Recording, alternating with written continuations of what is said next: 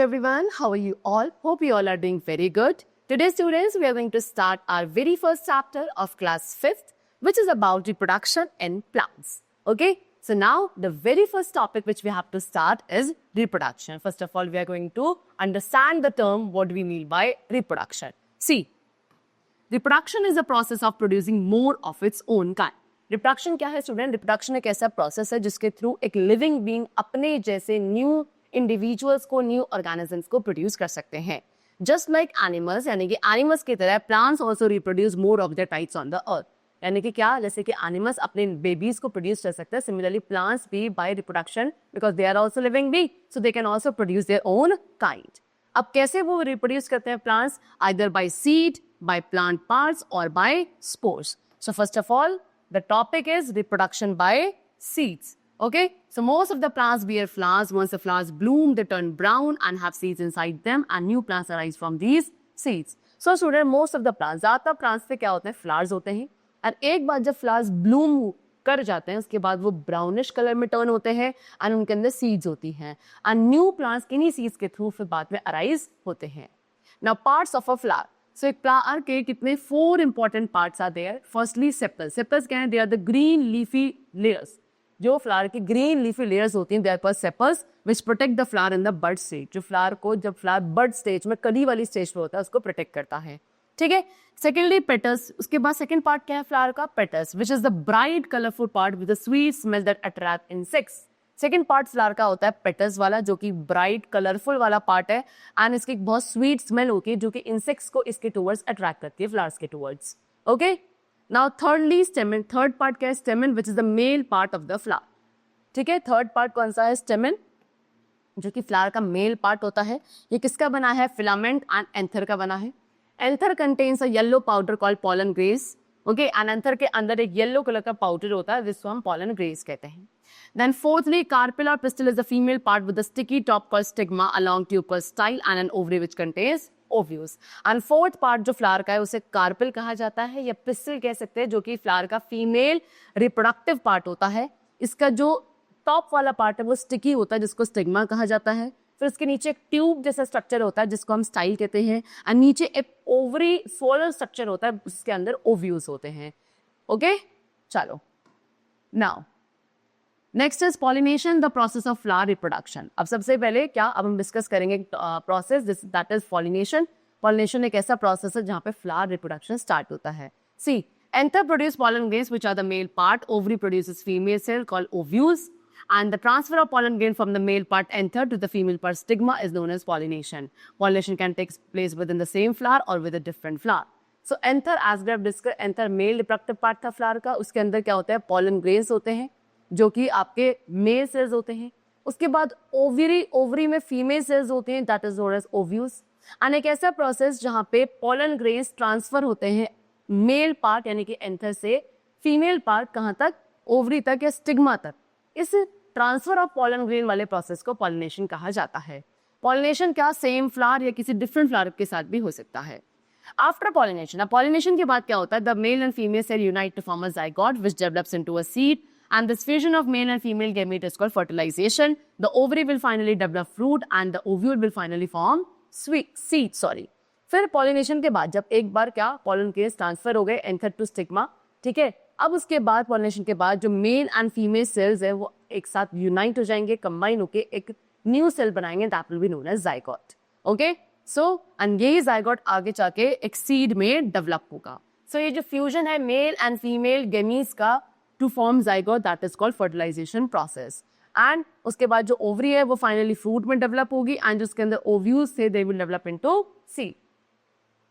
Now if pollination is done within the same flower, it is called cross pollination, and if pollination carried with another flower, it is called self pollination.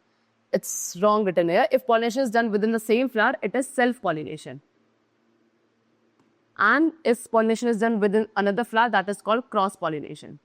See student, what they saying कि अगर pollination same flower के अंदर होता है तो उसे self pollination कहते हैं, लेकिन अगर पॉलिनेशन एक दूसरे फ्लावर के साथ होता है तो उसको क्रॉस पॉलिनेशन कहा जाता है.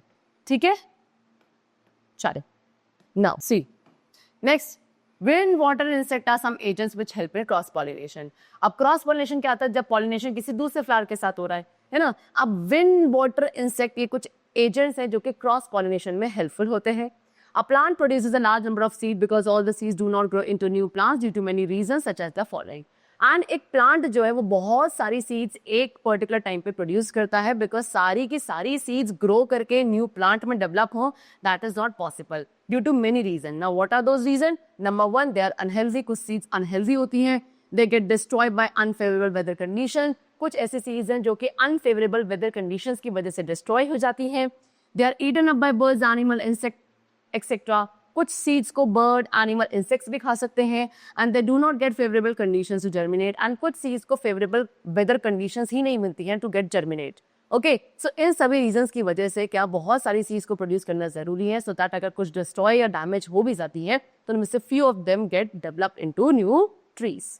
Okay, now structure of seed. अब सीड के स्ट्रक्चर को डिस्कस करेंगे. A seed has the following parts. So एक सीड के डिफरेंट पार्ट्स होते हैं. Number 1, seed coat is a hard outer covering which protects a seed. सबसे पहले क्या होता है? सीड कोट होता है जो कि सीड की हार्ड आउटर यानी कि बाहर वाली कवरिंग है जो कि सीड को प्रोटेक्ट करता है. ओके, देन कॉटिलेडन्स और seed leaves are the thick fleshy parts which store food for baby plant. इसके बाद अंदर क्या कॉटिलेडन्स या सीड लीव्स होती हैं जो कि थिक फ्लेशी वाला पार्ट होता है जिसके अंदर बेबी प्लांट के लिए फूड स्टोर होता है. Okay, you can say this is the cotyledon part and this outer covering is seed coat. Then embryo or baby plant is present between the cotyledon and it develops into a new plant. And cotyledons के बीच में embryo और baby plant होता है and यही आगे जाके एक new plant में develop होता है. Okay? चलो. Then next topic is germination. It is the process of the conversion of a seed into a seedling under favorable conditions of air, water and sunlight. So germination एक ऐसा process है जहाँ पे एक seed seedling में convert होती है under favorable conditions of air, water and sunlight. See basically सबसे पहले जो सीड कोट है that gets soften by absorbing water. जो आउटर कवरिंग थी, हार्ड आउटर कवरिंग जो सीड को प्रोटेक्ट करती है, दैट इज सीड कोट. वो जब उसे एनफ अमाउंट ऑफ वाटर मिलता है वो सॉफ्ट होने लगती है, right. And then a small root or radicle grows downward after emerging from the seed. उसके बाद एक स्मॉल रूट यानी कि छोटी सी रूट या रेडिकल भी आप उसे बोल सकते हो, वो उस सीड से इमर्ज होकर डाउनवर्ड डायरेक्शन में ग्रो करना स्टार्ट करती है. देन अ स्मॉल शूट, उसके बाद एक स्मॉल शूट जिसको प्लूम्यूल कहा जाता है, वो लीव्स में से ऊपर की तरफ ग्रो करती है एंड कहाँ शूट पे अपेयर होती है. And then they start preparing food by photosynthesis. And जैसे शूट वाला पार्ट क्या ऊपर की तरफ ग्रो होना स्टार्ट होता है, उसमें लीव्स आनी शुरू हो जाती हैं छोटी छोटी.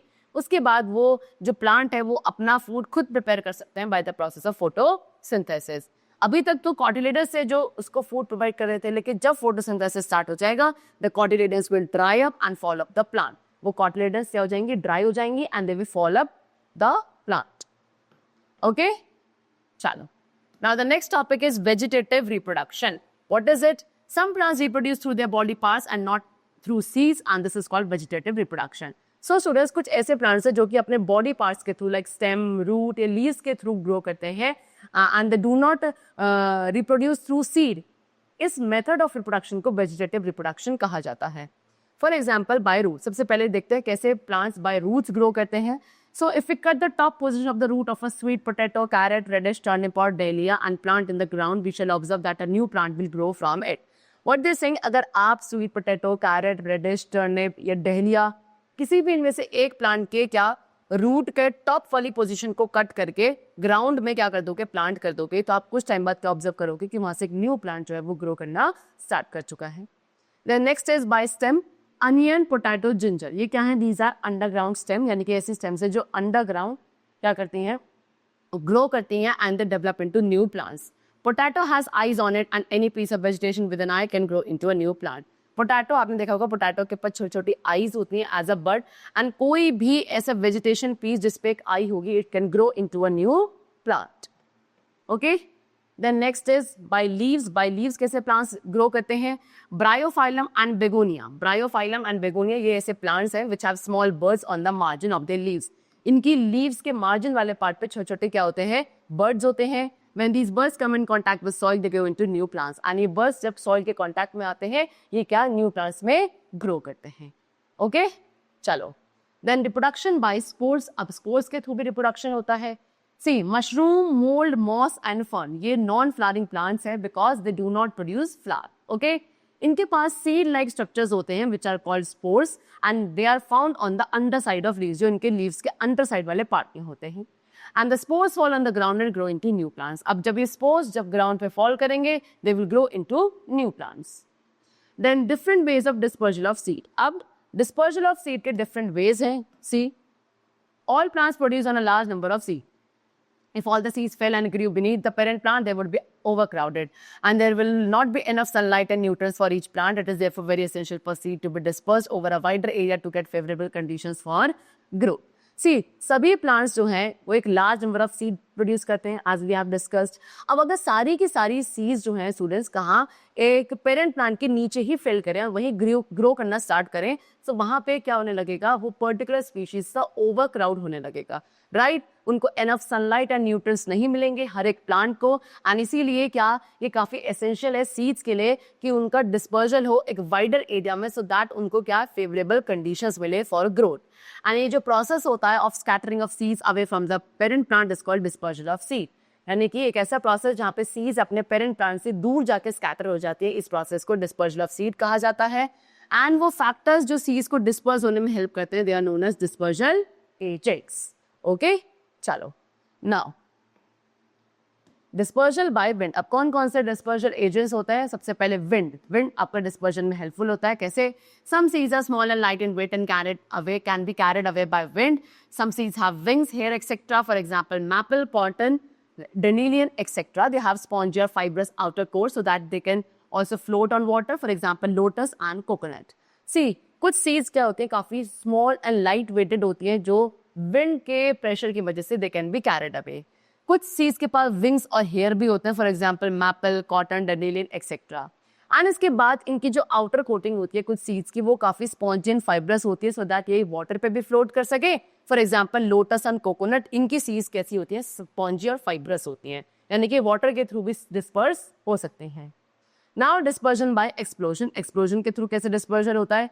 सो कुछ प्लांट्स के फ्रूट्स है like pea, balsam and geranium, ये क्या करते हैं? They burst open after ripening and drying up. यानी कि जब इनकी जो फ्रूट्स हैं ये क्या राइप हो जाते हैं, अच्छे से पक जाते हैं, एंड क्या उसके बाद ड्राई होने के बाद ये बर्स्ट होते हैं, तो इनकी जो सीड्स हैं वो क्या हो जाती हैं? स्कैटर हो जाती हैं away from the mother plant. इस तरीके से क्या कहा जाता है कि they have been dispersed by the explosion method. Next, dispersal by animals. अब एनिमल्स के थ्रू कैसे डिस्पर्जल होता है? See, some fruits have spine and hook which get attached to the skin or fur of animals. It gets carried to new places when the animal moves. So कुछ ऐसे fruits है जिन पे spine and hooks होते हैं, and ये किसी भी animal की skin के साथ या उसके fur के साथ attached हो जाते हैं, and उसके बाद जब animal move करेगा उन्हीं के साथ क्या हो जाते हैं? They get carried away to the new places. कुछ फ्रूट्स ऐसे हैं जो कि काफी स्मॉल होते हैं, लेकिन इनकी जो सीड्स होते हैं काफी हार्ड सीड होती है, which come out along with the excreta from the bodies of birds and animals. जो किसके साथ? क्योंकि बॉडी मतलब फ्रूट्स खाते हैं उसके साथ सीड्स भी खा लेते हैं, लेकिन सीड्स जो है काफी हार्ड होती हैं जो अंदर डाइजेस्ट नहीं पाती, एंड उन बर्ड्स एंड एनिमल्स के एक्सक्रीटा के साथ इनकी बॉडी से बाहर आ जाती है, एंड इस तरीके से भी क्या हो जाती है? सीड डिस्पर्स हो जाती है. For example black plum, cherry, Apple, oranges, etcetera.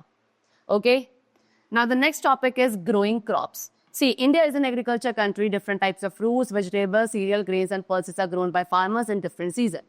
See, India एक agriculture country है.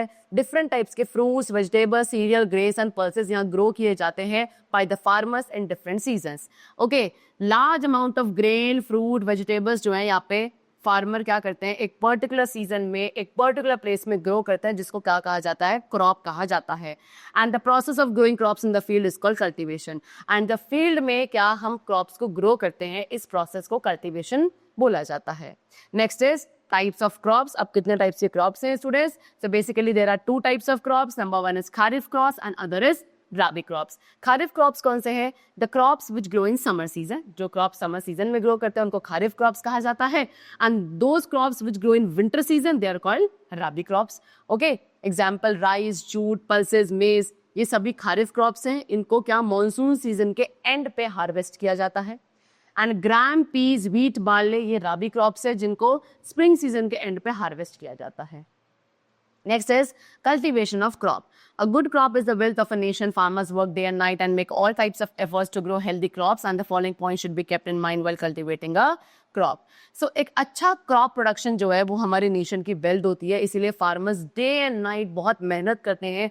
They work वेरी हार्डली, काफ़ी एफर्ट्स ये डालते हैं सो दैट ये हेल्दी क्रॉप्स ग्रो कर सकें. अब यहाँ पे कुछ पॉइंट्स हमें गिवन है जो हमें अपने माइंड में रखने हैं when we are cultivating a particular crop. What are those points? Number 1, the field should be plowed well to make the soil loosen air. सबसे पहला पॉइंट ये है कि जिस फील्ड में हम कल्टीवेशन करने वाले हैं उस फील्ड की सॉइल को प्रॉपरली प्लो किया जाए सो दैट उस सॉइल को लूज एंड एरी बनाया जा सके. The natural manures and chemical fertilizer must be added to enrich the soil. इसके बाद हम उस soil को enrich करने के लिए उसमें natural manures या chemical fertilizers को add करेंगे. उसके बाद healthy seed should be sown at proper interval in a crop cycle. उसके बाद एक crop cycle के अंदर आप healthy seed को sow करेंगे एक proper interval में. उसके बाद crops को properly and timely irrigate किया जाएगा यानी कि water provide किया जाएगा. Then the crop should get sprayed by insecticide and pesticides for protection against pests and diseases. उसके बाद crops को क्या insecticides and pesticides के through properly spray करेंगे so that pests and diseases से क्या रहें, protected रहें. The crop must be harvested manually or with machines when it is ripe. और इसके बाद crop को manually या machine के through क्या किया जाएगा, harvest किया जाएगा जब अच्छे से crop ripen हो जाएंगे, पक जाएंगे. Then harvested grain must be stored carefully to protect them from moisture, animal, insect and rodent. उसके बाद जो हमने ग्रेस हार्वेस्ट किए हैं उनको बहुत केयरफुली स्टोर करना भी जरूरी है सो दैट वो moisture, animal, insect and rodent से प्रोटेक्टेड रहें. And at last farmers must save some seeds from the present crop to grow new crops in the next season. And farmers को जो present crop production हुआ है उसमें से कुछ seeds को save करना भी जरूरी होता है so that ये next season में new crops को grow कर सके through those seeds. Okay? So the solve for the chapter is completed and I hope you all must have understood the chapter very clearly. We'll meet you very soon in the next class with a new chapter. Till then, take care and thanks to everyone.